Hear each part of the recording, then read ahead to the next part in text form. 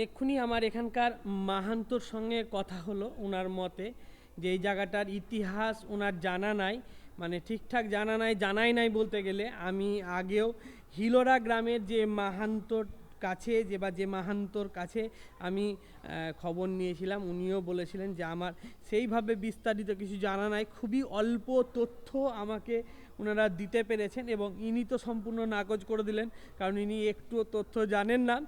এবং এখানকার যে মাহান্তদের রাখা হয়, সেই মাহান্তরা আশেপাশের এলাকা থেকে। আর একটা বড় বিষয়, এখানে যদি আপনি ঠাকুরকে বুক করতে চান, মানে এই ঠাকুরকে যদি বুক করতে চান, আপনার বাড়িতে নিয়ে যেতে চান, তাহলে কিন্তু আপনি যেতে পারেন। তার জন্য আপনাকে একটা দরখাস্ত করতে হবে।